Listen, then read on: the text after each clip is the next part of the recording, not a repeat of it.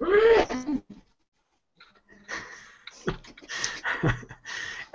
everybody, this is Brian Crescenti. I am the news editor of Polygon, and just a quick reminder, this has nothing to do with Polygon. This is for a mentorship that I am doing on my own, or at least on my own time.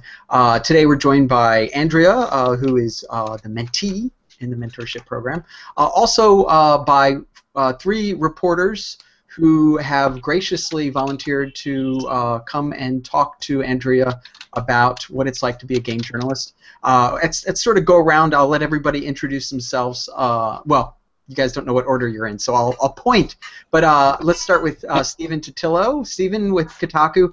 Can you real quickly just where you got your journalism degree, or where you got your degree, what it's in, how you got into game journalism, and your Sure. Well, hi, Andrea, and everybody else who's watching or in this. So, as Brian said, I'm Stephen Totilo. I'm the editor-in-chief of Kotaku. I have been for 2 years. I've actually been at Kotaku for 5, and I've been a full-time reporter covering video games for about 10 years now.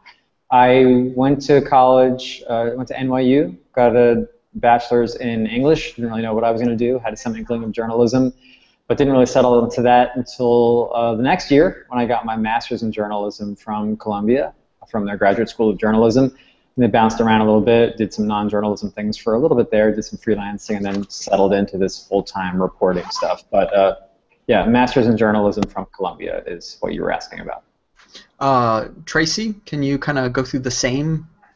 Yeah, so I'm Andrea. I'm a senior reporter at Polygon. I got my communications journalism degree from the University of Technology in Sydney.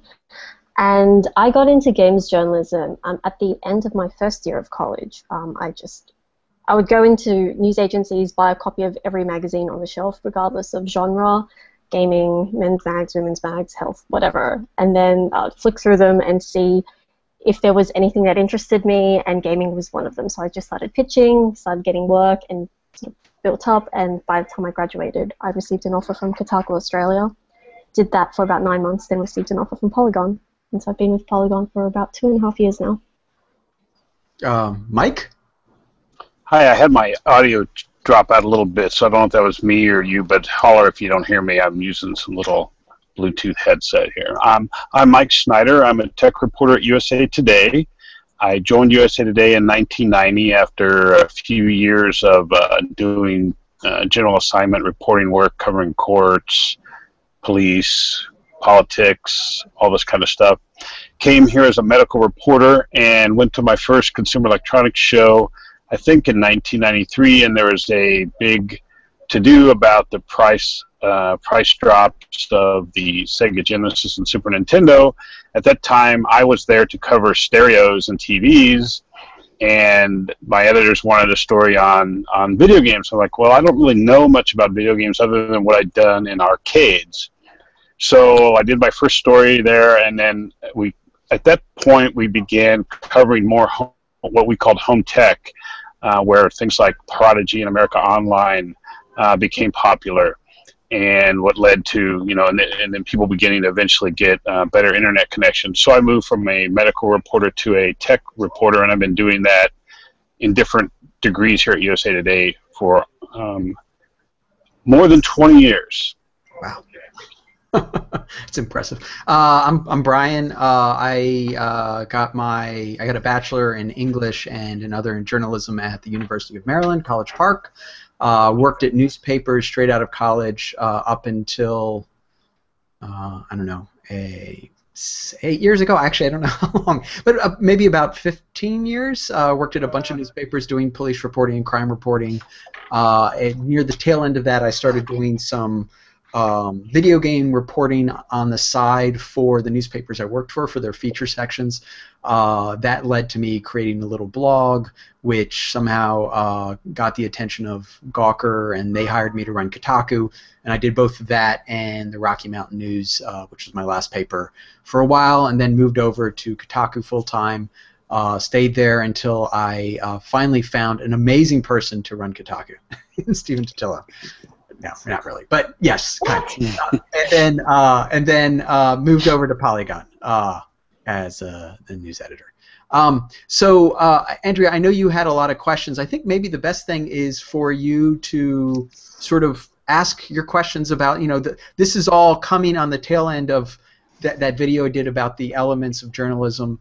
I talked a little bit about how they apply to gaming, but I assume you have some questions. So what's a question you have, and we'll just sort of go around and talk about it. Okay, I guess to start, I would just probably go with, what is the most helpful advice you've ever been given about games journalism or journalism in general?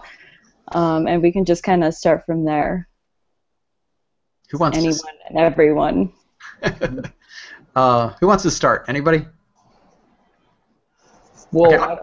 I don't know if it's the most helpful, but the one that reverberates these days because of, I guess, ongoing controversies is the one about I had an ethics professor at Columbia who said a journalist should never have any friends.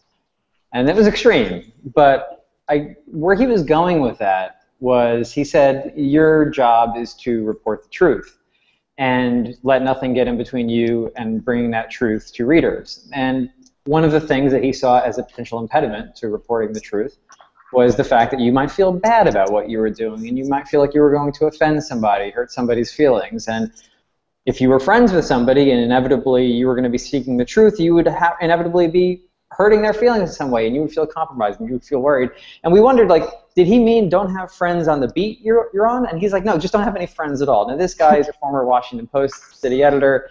He was a big deal. We didn't really take everything completely seriously that he was saying, but he presented, I think, a very helpful extreme that helped, I think, always remind me, and Brian, I think you've always been very vigilant about this as well, about how being a reporter obligates you to, in a way, sort of step outside of the way maybe people would normally behave. And sometimes people who don't have the profession don't really get that, or don't really see some of the things that the lines and walls that you draw for yourself. But Andrea, I would say that it's useful to always think, okay, how do I make sure that I'm as clear-minded as I can? And I don't think you can take yourself out of a story. At Gawker Media and at Kotaku, we don't try to. I know at Polygon, they're afforded the ability to put themselves, somewhat into at least the opinion pieces that they do. But I would say, but for me, certainly I would say that you want to make sure that whenever you're doing something, you feel that there's a truth that you're telling, and it's how you really feel about the thing that's going on. And it's what you really know to be the case, and you're prepared to piss off whoever you're going to piss off in order to do it. Good answer. Tracey? A few things. One, and this is something that Brian talks about a lot, which is we're not part of the games industry. We're part of the media industry. You are not a part of the industry that you cover. So it is not our obligation to champion anyone. We're not here to stick up for the indies or to, fight the man in the. Uh-oh. Oh no, the man got her. Shut down. The minute you said you were going to fight the man, you're in trouble. She's making a great point, though. Mike, until she gets back. Writing about people. Oh wait, we lost you for a second, Tracey. Are you there? All right. What was the last thing I said? You said fight the man, and then suddenly. But yeah, so we're not here to take sides or represent the industry or be the voice of the industry or anything like that. You're here as an outsider observing what's going on, and you're reporting what you see, what you hear, what you know. The other thing for me is I don't see myself as writing about games. I write about people. And if you look at, any business consists of people. Any game is made by people. Any controversy involves people. So it's important, I think, to go in with thinking about the human angle, thinking that, this isn't just about products on a shelf. Everything is connected. And what else? Oh yeah, and here's another thing that Brian has reiterated a lot. Ever since the beginning of Polygon, which is just because we're not writing about something that's life or death doesn't mean it's not important.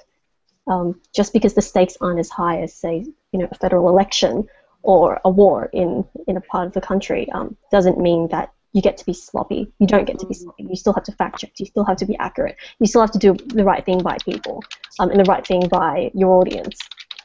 So yeah, those are the main things that come to mind. Mike? Yeah, I forgot to tell you that I graduated with a BS, and I'm sure these guys will reiterate it was BS at the University of Kansas. Journalism was Bachelor of Science. So, you know, it's so interesting. I feel so much.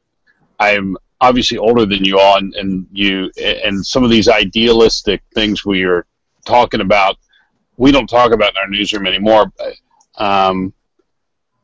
And I think that's because, you know, at this point it's supposed to be ingrained in me. So I apologize if I'm not going to say big value things like the other folks have said. You know, I have some things that I kind of keep to mind that have kind of kept me in this business, and that I still enjoy getting up in the morning and coming to work. And it's because, one, I always work hard, and I don't feel like I drop the ball on whatever it is I'm supposed to be doing. Part of another thing that someone always told me, well, not always told me, it was just a few years ago, and it's ironic because we're really challenged to do this now because everything's so immediate. You have to do things fast. You have to do things, you know, and there's a lot of a movement out there to put up stories that may not be factually correct immediately, just to be first. And what they told me was, you know, when you think you have a story done, you should try to make one more phone call. I mean, even if you're going to miss the first inning of a baseball game like I did the other night, or you're going to not get dinner cooked as fast, you know, you can always try to do one more call because you may get that great anecdote you don't have, or you may get another side of the story you didn't think of. And the other thing I've tried to remember in a newsroom where when the emphasis on the print product was of space, you know, we didn't always have a lot of space to put stories in the paper, and you had to fight for them. And what I always said was, you know, if I'm interested in something, there's probably millions of other people that are interested. So if you have a question about a subject, or you see something that's not being written about that you think needs to be written about, always trust your instinct because you're on to something. You know, I mean, you're not into this because you're not connected or interested in the world. So that's what I would say.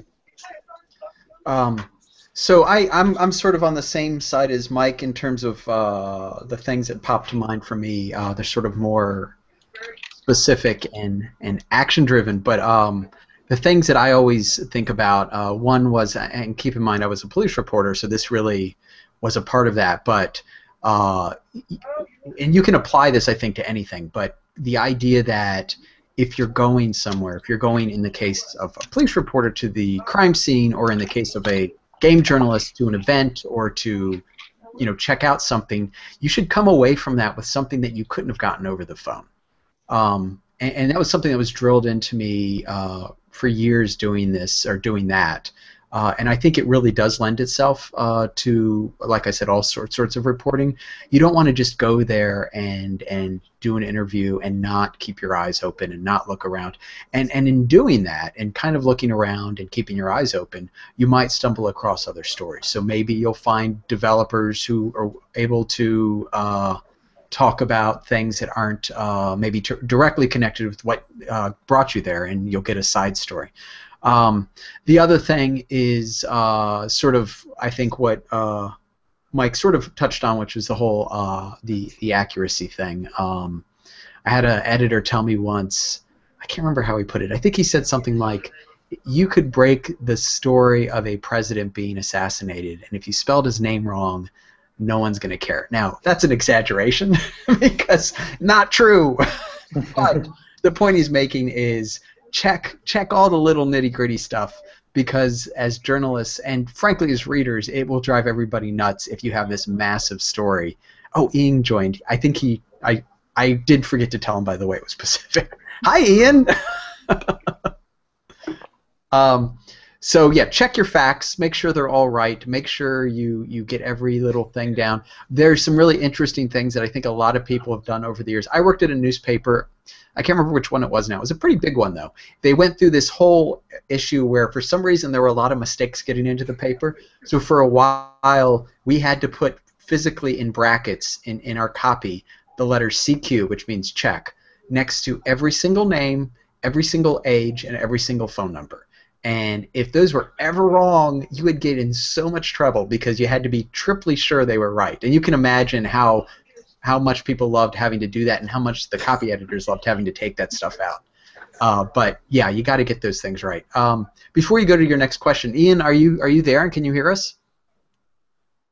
Uh-oh. Is anybody there? There's a great profile picture there. Ian is here in spirit. All right, well, let me see. I don't see him on here. Okay, let's keep going, and if his audio pops back in, he can interrupt. I like Tracey's comment about you're not in the video game industry, and and not being a booster. I've actually encountered that a fair amount, where people are surprised who I report on or whatever, and they say, well, you're in the industry too, or I hear another reporter say, well, I'm in the video game industry. And I think they think that in part because it's a smallish scene, a smallish industry, that, well, surely if you don't report on things in a way that promotes video games, then you're going to hurt video games, and then video games are going to go away. So shouldn't you as a reporter inherently be supportive of this thing?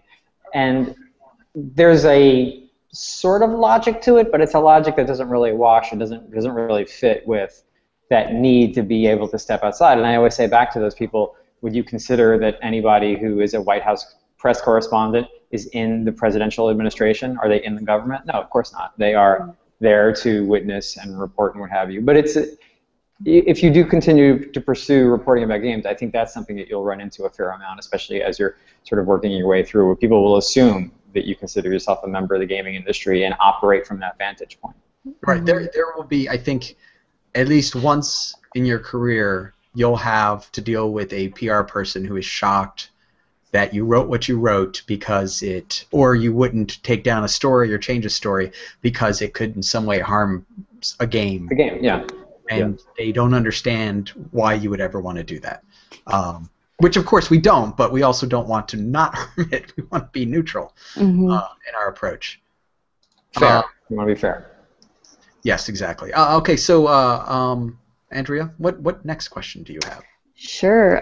Okay, well then I guess speaking about the PR stuff, like how do you move beyond their talking points? Because usually you're dealing with people who have super crafted answers, and like I'm just interested to know like how you kind of prod someone to get deeper, or is there any tips or tricks you all have for that, or what's been effective for you? I'm going to just ask real quickly. Ian, are you here? I am. Sorry, I completely messed up the PT versus ET. No, my fault. I think I forgot to say which it was. Ian, we were sort of in the middle of going around and asking or answering questions that Andrea, who is the mentee, was asking. But before we continue with that, if real quickly, we already the rest of us already did this. Could you tell us real quickly what you got your degree in and how you got into game journalism? Sure. So my degree in undergrad was U.S. history. I also got a second degree in journalism, primarily journalism ethics. And then I also have a master's degree from UC Berkeley in journalism as well. How I got into game journalism is actually probably one of the most roundabout ways of doing it. I started as a freelancer for a wire service, the Agence France Presse. I was picked up by Reuters as a regular stringer, and from there I became a general reporter, a tech reporter for the Wall Street Journal and the Dow Jones Newswires.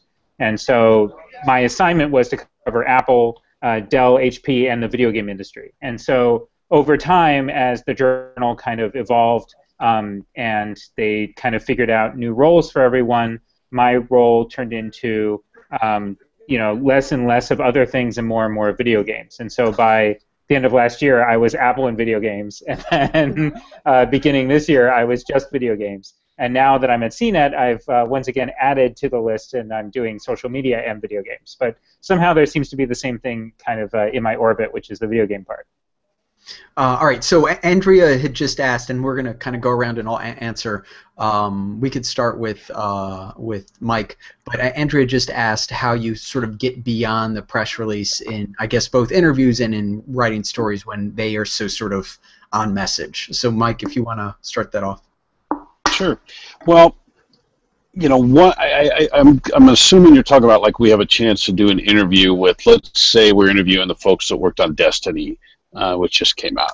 So you may arrange your interview through the PR people, but once you get, hopefully, face-to-face or on the phone or whatever, however you do it, with the developers or the creative people, in this case, I'm going to deal with creative people behind a game or a project, you know, they want to talk to you, usually. I mean, 99% of the times. The PR people are helpful to an extent, and then they need to be quiet when you start doing your job. And if they aren't, then part of your job is to hush them and tell them, look, you know, I'm really here to have a discussion with these people. Otherwise, we're going to have a problem with this story. I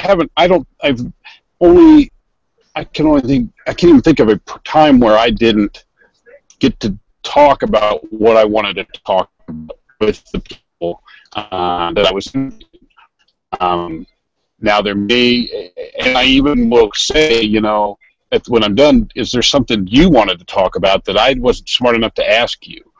Because, you know, these people have sometimes worked 3 years on a project and been, you know, not had a lot of time with to tell their stories outside of their firms. So I don't think, you know, after you've done this a little bit of time, I don't think the PR people really get to be a problem. At least when you're just talking about like a feature story about a project. Now, when you're dealing with other stories, if you're dealing with like breaking news and things like that, you know, the PR people, the people are going to tell you no comment. I mean, you're going to have to develop relationships, and it's a lot easier these days with social media than it was like 10 or 20 years ago, and you just had a phone, try to get people's phone numbers. You have a better chance of getting information you want without going through the PR people, and hopefully that's what you try to attain, you know, as you're doing your due diligence each day. Let's see, Totilo. Yes. Excuse me. I think Mike was talking before about you want to maintain this curiosity and as a reporter, and I think part of that then is going into any interviews that you were to do, Andrea, with the sense of what do you want to know, whatever intrigues you, whatever question you don't have answered is likely a question that somebody else, your prospective reader, doesn't have answered either. And sometimes it's tough. If you're in a group situation, there's other reporters, you may assume, oh, they all know this thing already, and I'm the only one who doesn't know. But in fact, everybody is often wallowing in the same pool of ignorance, and you're the one who has the guts to ask and, you know, be willing to be seen as unaware of something, and then people appreciate that curiosity. So you want to, one of my J school professors, I think, just so it said, you want to come off as an earnest nerd. You want to come off as somebody who's curious, who wants to know, who values intelligence and values information, and is asking. And that will often take you outside the bounds of what the PR script is. And with video games, which is the primary thing that I've covered, both at Kotaku and New York Times and stuff I did at MTV News, you unfortunately do run into a lot of odd restrictions in what they really, what the PR folks might want you to talk about. So you'll be asking, you know, a question about something about the game, and then ask something about multiplayer, and then you discover that multiplayer is walled off from the things that they're allowed to talk about. We're not talking about that right now, is the phrase we all hear all the time. You know, we haven't announced anything about that yet. And it just doesn't seem weird, because it's like, this is where this interesting conversation was going. So you wind up, apologies for the background noise, you wind up running into whatever the marketing campaign is dictated can be the talking point. So you want to step outside of that. The other point I would make is that in following your curiosity, you would want to develop the courage to not feel obligated to write about things that don't interest you. to have the courage, and it's going to be tough, especially if you're a freelancer and you've accepted a freelance assignment and you're supposed to go to this EA event and write about something. But if you're bored, if they just showed you 10 minutes of a game, talk to you for 20 minutes, but you're completely uninterested in anything they had to say, then the article you write is going to be boring as well. Your readers won't care, so you might as well cut it off at the pass and not write it.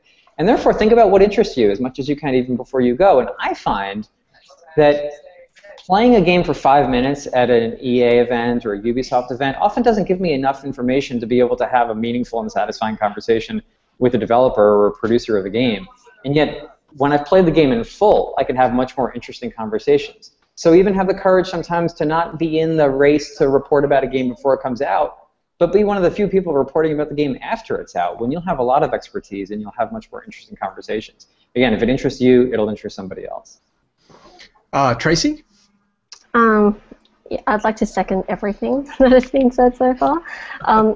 But if we're talking in the context of, say, you're investigating something, so it's not about a product, say you're investigating, like, say, a studio closure or a company collapse or something like that, and you reach out to the company and the PR person says no comment. And so for a lot of people, you'd think, oh, well, that's the end of the line then. But I think sometimes you can actually discover what the story is by going around it. So instead of talking to the person or talking directly to the company, which won't talk to you, you talk to everyone around the company. You talk to companies that have worked with that company. You talk to people perhaps who have been laid off, people who know people, and so you sort of paint this portrait by doing the outline, by like working from the outside in, as opposed to going straight to the source who won't talk to you.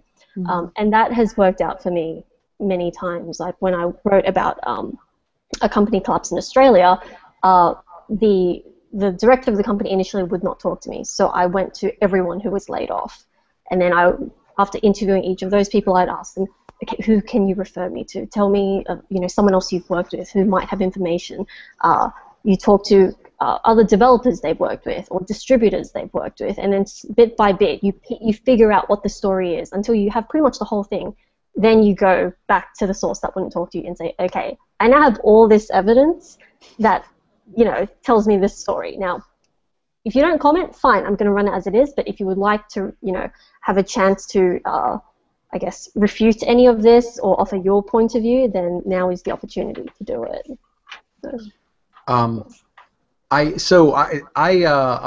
That's a great technique, and I think there are a lot of times going into sort of the bigger interviews, armed with that sort of information helps you get past those bullet points or people who are prepared. One of the things I'd say, this has always been a sort of a pet peeve of mine, when you're doing an interview, a couple of things. First off, always kind of view it as a conversation, but it is the facade of a conversation. It's not really a conversation. I think a mistake that some people make is that they spend too much time talking about their thoughts, they being the reporter, and not enough time, giving enough time to the person they're interviewing to allow them to respond. So you want to create the illusion that what you're doing is having a thoughtful conversation with them, but you don't want to suck up half of the interview talking, because that's time you're not going to get back, and that's less time you're going to hear from them. When I do my interviews, I try very hard, if I ever do sort of go off on a tangent or start speaking anecdotally with the person, it usually has a very specific purpose, and so I make sure that I use those. I also kind of view, especially interviews with CEOs or people, the higher up you go in a company, typically, the harder it is to get them off message or to kind of get answers that are not the sort of boilerplate answer that you hear from everybody. And so I view those interviews, and I really enjoy doing them as sort of chess matches. So you're not trying to trick them. What you are trying to do, though, is lull them into a sense of I guess security. You want them to feel like they can be comfortable with you and talk with you instead of regurgitating facts that their PR people told them to regurgitate. Mm-hmm. So sort of try to put them at ease. One thing I like to do, I call it my Columbo, and that is, I'm always telling people about this. I love it. Totilo knows about it. And your jacket that you wear? No, I don't know. No, not my jacket. I do an interview, and almost always I say, that's it. And then they relax instantly, And you have to be careful how you do this because you don't want to trick someone into thinking that you're no longer on the record. So what I often will do is say, oh, I have one more question, to make it very clear that we're not suddenly off the record. And there have been times where almost my entire story has come from all of the stuff that happened after I said the interview was over, but then said, oh, it's starting back up again. And I think that's because psychologically, when people hear that it's over, they get so relaxed, especially people who are nervous. They get so relaxed, and they're just like this adrenaline hits them. And then you're like, oh, wait, let's turn the interview back on. And at that point, they're already relaxed, and you get a much better, typically, I think you get a much better interview out of them, and you get a lot better sort of answers to your questions. So I find, again, that all goes back to putting your subject at ease so they feel like they can be comfortable talking to you. Because really what you want is a person-to-person interview, not an interview with, a fact sheet, which is what you often get. Ian? I find that, obviously, everything everyone said before so far is I'm totally with. I think what I've found most helpful is to not be worried about looking stupid when you ask questions.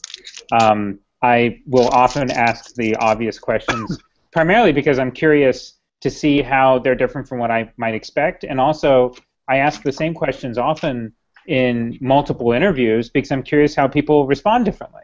A company might have a different response to the same question over and over and over again over the period of months and years, and you start being able to track how a company is changing through that. I've found that asking questions that if they don't answer the question the way that you want them to, and that they're avoiding the question, not that you're looking for a specific quote, but that they get off on a tangent, asking the same question multiple different ways is a really powerful thing, and it falls in line with being worried to look like you. So those are the big things. I think when I've been in interviews, like when I followed the development of Halo 4 for 6 months, the thing that I really gained from being in those interviews with the developers was that I got to, after a while, they got comfortable with me, so that was just a matter of time. But I also like getting into the weeds sometimes and feeling comfortable getting into the weeds and learning the vocabulary they have and not coming off as someone who is in a confrontational situation, but just a curious situation is always really helpful. And finally, I would say I'm always looking for the larger question, right? What does this all mean? Where is this all going? What's the impact? Because I feel like that's something that's lost a lot of times in not just interviews, but in a lot of stories, is the larger question of why do I want to read this? Why do I care? Mm-hmm. And sometimes I just ask that question directly, and they give me a pretty interesting answer. Mm-hmm. So yeah. Excellent. I'm going to actually ask a question of the group. Just I want to real quickly talk a little bit about, or have us talk a little bit about the sort of the basics of journalism. And it's a question I think a lot of us maybe have dealt with before, and it's super basic. But really, the question is in terms of video games. When you look at sort of the basic principles of journalism, there are all these things that we're supposed to do, but I think that there's a sense out there among readers and among PR people, developers, among a lot of people, even some journalists, that because of the topic and the fact that it's inherently maybe more trivial than national issues, that it's not beholden to the same rules, or that, what purpose are you serving, I guess, if you're breaking a story about a game that hasn't been announced? Are you serving a purpose? Is there a positive side to that for the reader? That's a super broad question, but do any of you have an answer? Do any of you want to talk about this? You can raise your hand. I can. I think that the benefit to breaking news that I would term that as inside baseball news. Industry specific. Probably nobody cares who broke it outside of the group of us who all follow that type of stuff. A lot of that is about being able to show that you're there and that you're in the mix and you understand what's going on. And a lot of that is actually speaking to the industry about the work that you're doing, right? That developers see that you're the one breaking news, so they're more comfortable talking to you and understanding, oh, he's the guy who wrote about that, so he understands me better. So I find that that's the most helpful thing, frankly, about doing that work. The most impactful stories I've written are not the inside baseball stories. They're the ones that are the larger question about what's going on in the industry and in explaining it to my 80-year-old father. And those are the ones that my editors like the most and that readers seem to like the most. So a lot of that, getting back, is about kind of, you're serving two different audiences, right? You're serving the industry and you're serving the readers as well, because they're also readers. And you need to be mindful of, what type of stories impact both of those. I don't know if I have an exact answer for you here, but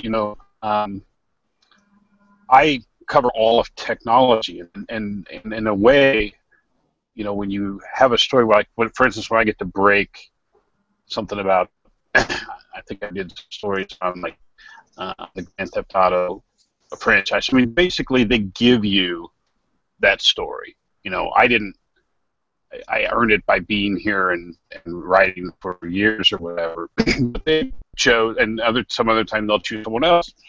But I do that story because I'm interested in what to see in that game, and it also, just as Ian said, it tells my readers that I'm on the scene and I'm thought of enough to be told the story. But I totally agree with Ian in that. When you do a story on a trend, whether it's, when you do a story on this idea of having a super Connect in your home and what it can mean and what can go into the Connect and where the data can go and all that stuff, I mean, that's a different kind of story. But these kind of stories happen in all kinds of industries. I mean, if I've started writing about the craft beer industry the last year and a half, they hand me a story about a new beer that's coming out before anybody else, possibly because I have a pretty big reader base. But then if I do a story about a trend, that's a story I did, I reported on my own. So you have all these different types of stories, and yes, some may think video games are trivial, but the model is kind of the same in other branches of reporting. So wouldn't, worry about what everybody else thinks. I mean, if you're covering video games, you want to make it, you need to feel good about what you're doing day to day, no matter what you're covering. And in this case, I mean, there's no reason you shouldn't feel good about what you're doing if you're covering the industry properly. I don't know if that made any sense. I'm sorry. No, it did. It did. I didn't understand any of that, Mike. It made no sense. So, I mean, our outlets are all a bit different from each other, but I think Polygon and Kotaku are fairly similar in that we serve a pretty hardcore gamer, somebody who wants a lot of gaming news, wants to know a lot about video games every day. They have a very broad interest, I think, in terms of games, in terms of the amount of games they care about, and maybe even the genres they care about. So we're in a different position maybe than the other folks here on this conversation, and that we have, I think cynically you look at it as a beast to feed, right? And we have to constantly, what news can we scrounge up? But I think the way I look at it is I love video games. I find them really interesting. I love that video gaming is a medium that is sort of perpetually changing. It feels like the sand is always shifting beneath our feet.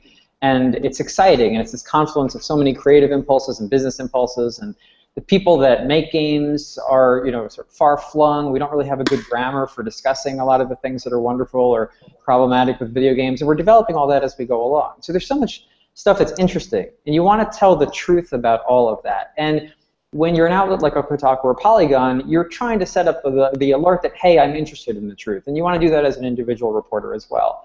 And you're hoping that, while yes, you'll pursue a lot of stories, that ultimately people will recognize in you a curiosity and stories will come to you. Now, the stories that come to you may not always be the ones you pursued, and you may find yourself at a juncture of, well, do I want to report this story? And I would put the telling people about a game before it's announced into that murkier, do I want to report this? I found that, at Kotaku we have, and Brian was at Kotaku, I think running Kotaku, when we did the Modern Warfare 3 leak, where we were sent, like 6 months before the game came out, and I think a month before it was even announced, we were putting up production imagery and plot synopsis of the game. Did we help anybody? Did we serve any purpose other than to tell people the obvious that Call of Duty was coming out? Probably not, but we were sent information that seemed true. As reporters, are we not obligated to at least check whether the things that we were sent are true? And once we check and find out that they are true, which, Brian, I remember you were integral in being involved in figuring out if that was true, how do we justify to our readers not telling them something they either want to know or in some cases need to know? I think it's arguable about whether they needed to know about that Call of Duty at that time. But how do you justify keeping that truth to yourself? And we run into that a number of times with when we're finding out about a game like an Assassin's Creed Unity, or I think Polygon may have run into this with discovering about Disney Infinity before it was announced. Where is the need to know? Where is the want to know? And I think the responsible reporters endeavor to find some sort of relevance for their readership beyond just, hey, I'm spoiling somebody's marketing plan. But maybe I'm telling you about this new Assassin's Creed before Ubisoft wants me to, because we'd like you to know that this is only coming out on certain platforms, but only the next-gen ones, and that might influence our readers' purchasing decisions about whether to move to the next gen of consoles or not, or something like that. But I think I tell my staff that the stories that, and it's ironic because these are some of our most successful stories, but the stories I'm least interested in are the stories that our readers were going to know about anyway. And I really push my team and myself towards what are the things that people weren't going to know about unless you looked into something, unless you were curious, unless you bothered to get the answer for the question that everyone else had, but nobody else asked the question. I think those are the stories you'll find yourself the most proud of as well.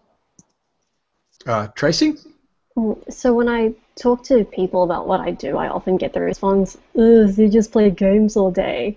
And it's like, well, no, like I think people have this perception that, you know, because video games, because you're playing them, that makes video games trivial, and if you're reporting about them, then that makes what you do trivial as well.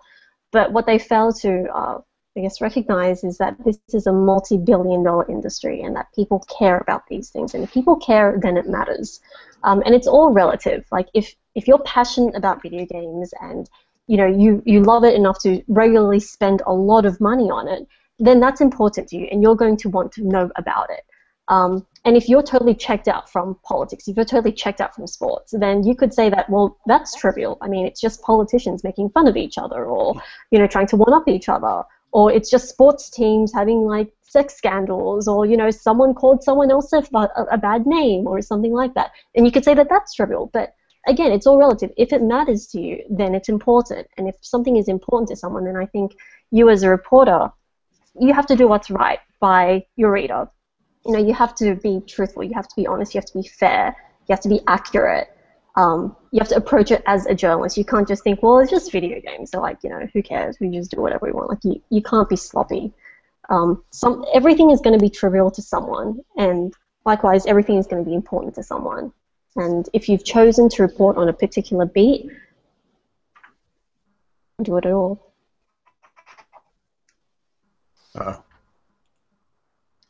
We missed your last word, at least I did. The strong ending. We missed the strong ending. No, I said, if you've chosen to cover a certain beat, do it properly or don't do it at all. Oh, excellent. So I think we're sort of running out of time. I know you all have things to do. It's also Friday evening. Andrea, do you have one last question? Okay, I'll try to. You have a lot more than one last question.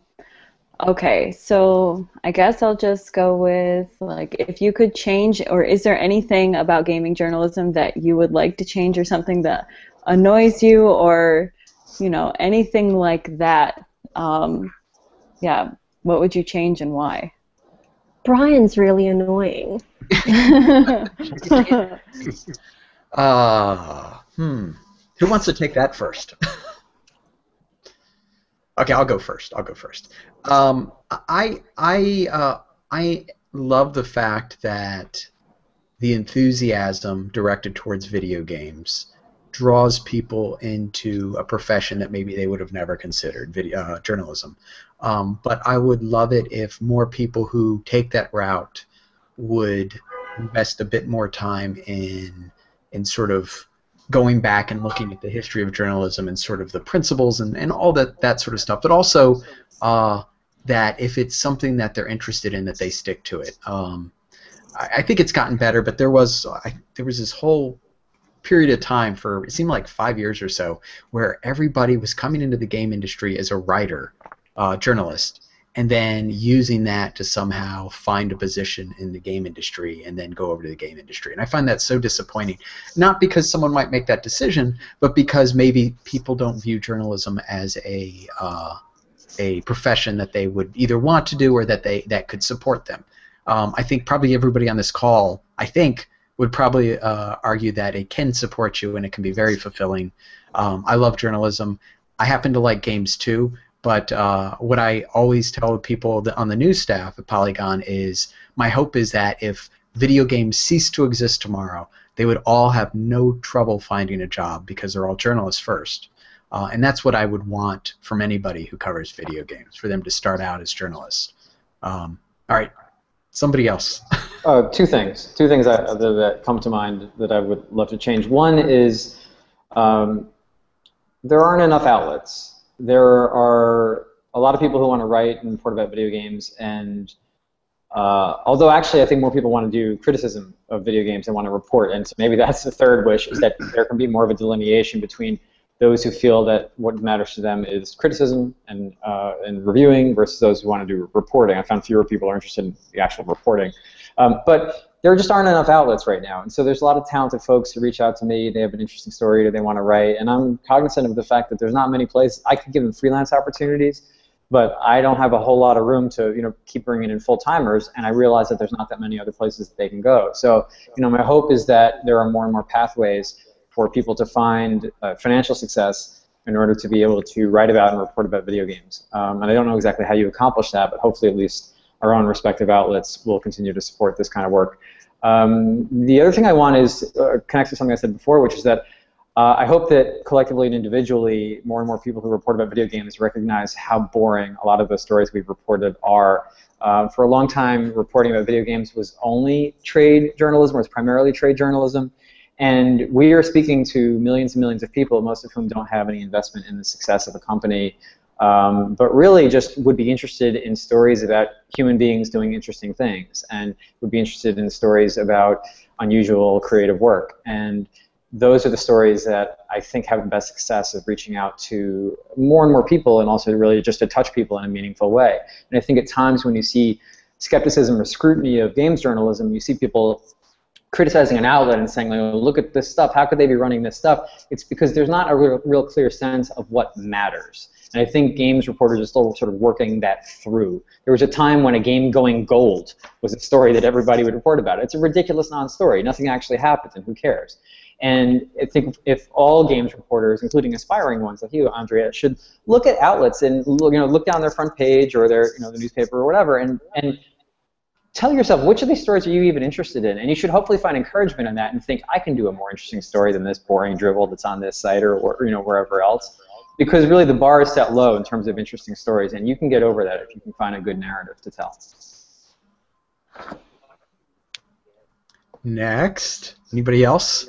I'll go next. Okay. I wish there was more diversity.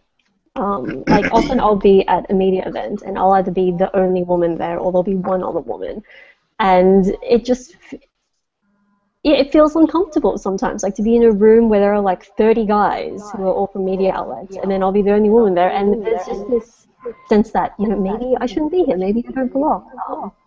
And so I think it'd be nice if there was more diversity and, more women, more people of color, more people with different sexual orientations. I think it would make the reporting a lot more interesting. Maybe we'd have a lot more different stories to tell. Yeah. I'd second your opinion. I think the industry needs more diversity in all different manners. And I think moving years that have made people look in the mirror, hopefully. So, place. I mean, my complaints are personal, and I feel like I'm wasting you guys' time bitching, But I mean, what I would say is, if you, Andrea, if you want to just cover games journalism, eventually try to get to a place where that's your job. I mean, you may not be.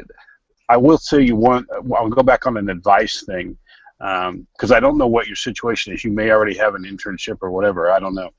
But Jeffrey Katzenberg told me that if there's an industry you're interested in, you just have to get in that stream.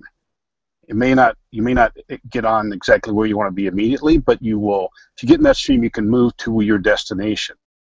So, when you get done with school, and if you do an internship or whatever, and you get an interesting job offer that's not necessarily just about video games, you might want to consider taking it.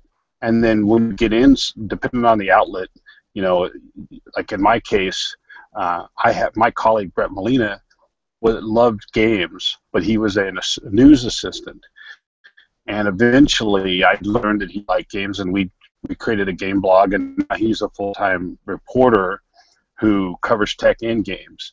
So you don't always, your first landing, when you get off that stream or whatever, may not be exactly what you want initially, but don't be afraid to hop in the stream to get to where you want to go. I would say, in my case, I cover so much of the tech industry. I wish I had more time to focus on games in general. I don't always have time to go get that good personal story that I'd like to tell, because the reason I enjoy covering gaming, I don't get to play that much anymore. I mean, I enjoy people in the industry. Otherwise, I'd quit doing the stories. So make sure that you don't spread yourself too thin, that the stories you do don't match up to what you want them to.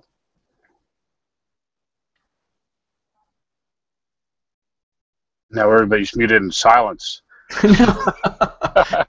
You ended. I had to mute. We had a bit of an echo. But okay. Yeah, mute everybody. I think you have to unmute yourself though, which is hilarious. But Ian.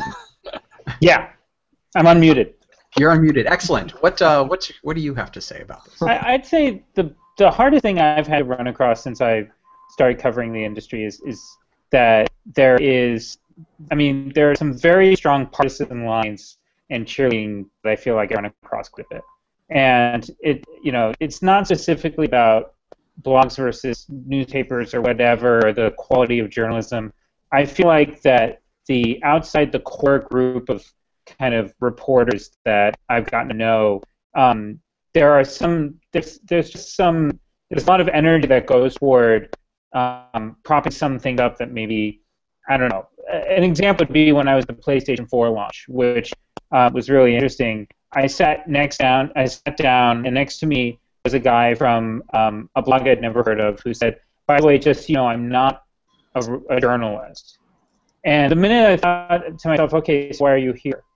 And then throughout the entire event, enthusiastic applause, cheering, the whole thing. And I think to myself, you're not the person who's supposed to be here. We're reporters. And it was funny, a number of the photographers were very kind of grumpy about, hey, the real reporters are coming through. And it's a very weird thing. I don't run across this very often in other industries. When I was at HP and Dell events, there weren't people who were reporters who were enthusiastically clapping and cheering and whatnot. And it's just a very weird thing to me. So for me, it's, just keeping the professionalism is really important. And it's not a problem like among this group of people here, but it is something I feel like I run across every once in a while at events, and it's something I wish would change. And then the other thing that I think would be really great is that I am the biggest hater of NDAs. I don't know if any people know outside the journalism industry that a lot of NDAs are signed all the time by video game journalists, and to me, our job is to report something, not to follow a legal document. And it's always a very weird thing because it's not something that other industries do as often, and I find it very weird and, frankly, just odd. It's funny, when you were talking, there was a little bit of a hiccup, and I thought for a second you said you're the world's biggest hater of EA. I was like, he's coming clean. I think we just got our story. Yeah. We all have to go now. No. Battlefield 4 wasn't that bad. All right. Well, I'm sure we could probably talk all night, but it's Friday night, at least on the East Coast, and there's dinners to be eaten. Probably. But thank you, everybody, so much, seriously, for taking the time to do this. It's super, super nice. My hope is to probably publish this. I think, unless anybody has an issue with it, I think I'll just put it up. Andrea, before we wrap anything, is there any final sort of super important thing you wanted to ask anyone in particular? Or I know you have a million other questions, but anything that like you would die if you didn't get the answer for? No, I don't think anything like that, but I would like to say thank you. You're welcome. Our pleasure. My pleasure. You're welcome. You're welcome. You're all. I'm sure Brian has all. If you ever have questions, I'd be happy to answer anything. Excellent. All right. Well, thanks, everybody. I'm going to go ahead and stop this broadcast. Let's see. Hold on one second. Good seeing you. Bye. Say bye. Yes. Bye.